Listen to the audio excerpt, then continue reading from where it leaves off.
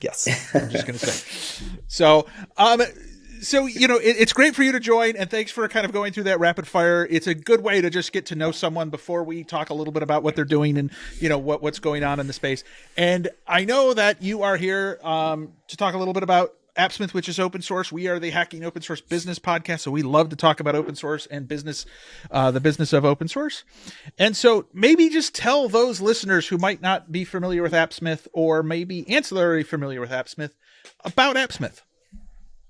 Yeah, so Appsmith is an open source platform for developers to just build all of their internal tools.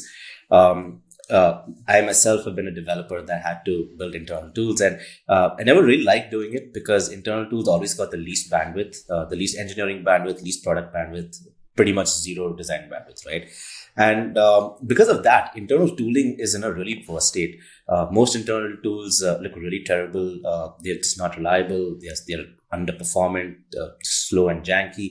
And that kind of set us down on this path that, why can't we make internal tools as good as like the best SaaS software out there? I mean, sure, they're custom, but a lot of their code building blocks are the same. So what if we could just, create a platform for, engineering teams to actually reuse a lot of the code building blocks and be able to configure them and put them together in a way that makes sense for their business. And that's kind of how Appsmith was born. And also kind of why it's open source, because it's super engineering focused. It's for developers to just kind of be able to get their internal tooling needs out the door much quicker.